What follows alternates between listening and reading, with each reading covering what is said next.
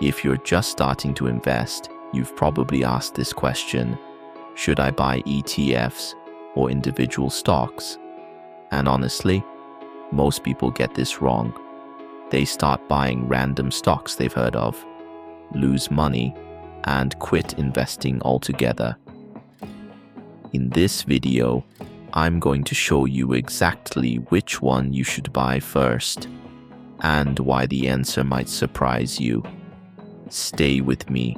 Welcome back to Wealth from Zero, where we make investing simple, clear, and actually doable. If you're new here, subscribe and hit the bell. New videos every week, completely free. Let's get into it. Let's start with the basics. When you buy a stock, you're buying a tiny piece of a company.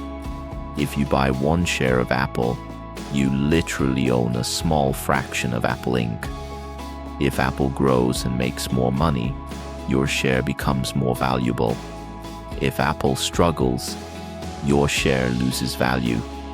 Simple enough, right? The problem is this: there are thousands of companies to choose from, and picking the right ones consistently is incredibly difficult. Even professional fund managers, people who do this full-time, fail to beat the market more than 80% of the time. Let that sink in. If the pros can't consistently pick winning stocks, what are the chances that a beginner can? That's not to say it's impossible, but it's much harder than it looks. Now let's talk about ETFs. ETF stands for Exchange Traded Fund.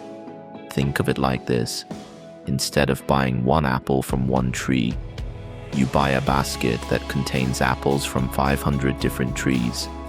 If one tree has a bad season, it barely affects your basket.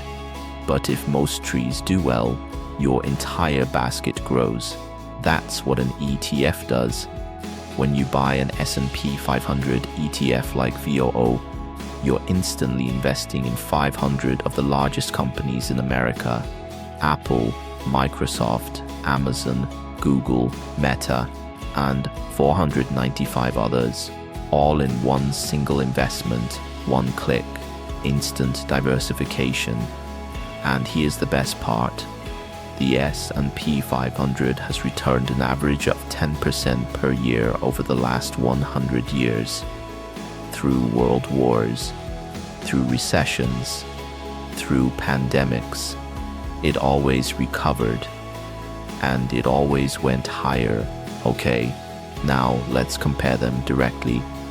Risk. With individual stocks, your money is concentrated in one company. If that company has a bad quarter, or a scandal, or a better competitor shows up, your investment can drop 30%, 50%, even 80% overnight. It has happened. It happens all the time. With an ETF, if one company tanks, it barely moves the needle. Because you own 500 companies, one bad apple doesn't spoil the basket. Returns. Most people buy individual stocks trying to beat the market, but study after study shows that simply buying an S&P 500 ETF outperforms the majority of active investors over the long term. You don't have to be smarter than the market. You just have to own the market. Time and effort. Individual stocks require constant research, earnings reports, industry news, competitor analysis, CEO changes. That's basically a second job. ETFs require almost zero effort. Buy, hold, let compound interest do the work. Cost. ETFs like VOO have an expense ratio of just 0.03%. That's 30 cents per year for every $1,000 invested. Basically, free. Now I want to talk about something most finance channels won't tell you. The biggest risk for beginner investors isn't picking the wrong stock. It's the emotional roller coaster. Here's what happens to most beginners. They buy a stock. It drops 20%. They panic and sell. then it recovers, and they miss the entire rebound. This cycle destroys wealth. Studies show that the average individual investor earns significantly less than the market, not because they picked bad stocks, but because they bought high and sold low due to emotions. ETFs make this easier to avoid.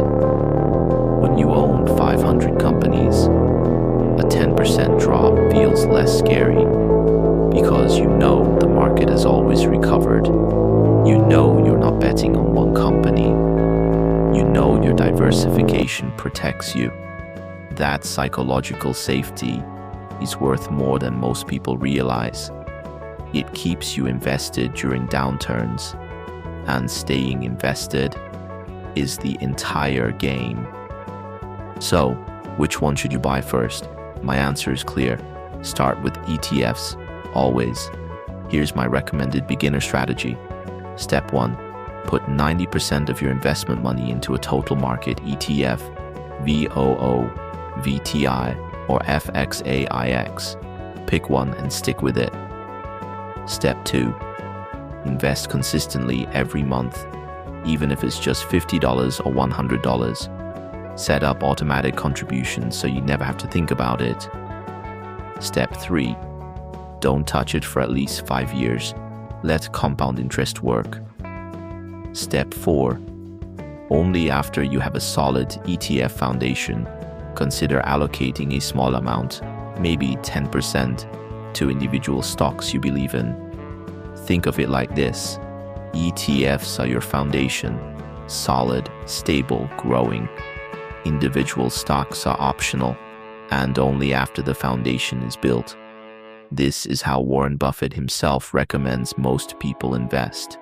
Not by picking stocks, by owning index funds. If that's good enough for Buffett's advice, it's good enough for us. Here's the bottom line. ETFs and individual stocks are both valid investments, but for beginners, ETFs win. Every time. Less risk, less effort, better average returns, lower cost, and most importantly, they keep you invested long enough to actually build wealth. The best investment strategy isn't the most complicated one. It's the one you can stick to for decades. Start simple, stay consistent, build from there. If this video helped you understand the difference, subscribe to Wealth from Zero.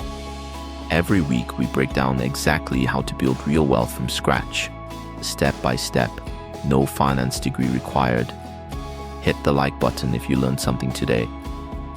And drop a comment. Tell me, are you team ETF, team stocks, or both? I read every comment. See you in the next one.